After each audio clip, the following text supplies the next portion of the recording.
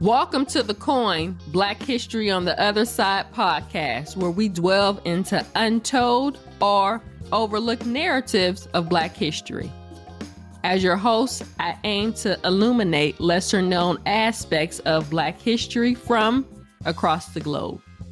Today, we journey to Cambridge, Massachusetts, home to the prestigious Harvard University. Founded in 1636, Harvard is the oldest institution of higher learning in the United States, renowned for its excellence in teaching, research, and learning. But did you know that between 1636 and 1783, over 70 individuals were enslaved by Harvard leaders, faculty, and staff? I was not aware of this until I recently watched the documentary, Harvard and the Legacy of Slavery. So how did Harvard become entangled in this history? It all began with English colonizers seizing lands from indigenous people. Harvard, now home to the largest endowment in the world, owes some of its early growth to the institution of slavery. One prominent benefactor, Isaac Royale Sr., an investor in sugar plantations in Antigua, committed horrific acts of violence to maintain control over enslaved people. Acts that included hangings and beheadings. Those who survived were brought to work on his estates in the Americas. Royale's son, Isaac Royale Jr., later donated land to Harvard, which the university used to establish the first professorship in law, laying the foundation for Harvard Law School.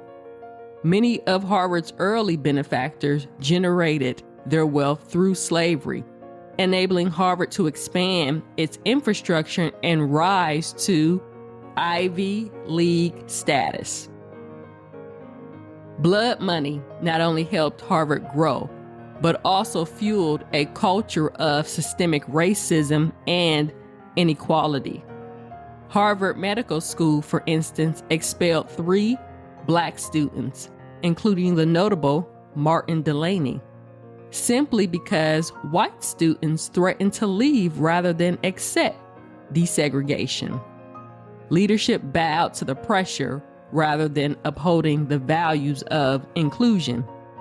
At such a prestigious institution, we can assume high academic standards, but this decision suggests that racial bias rather than merit was at play.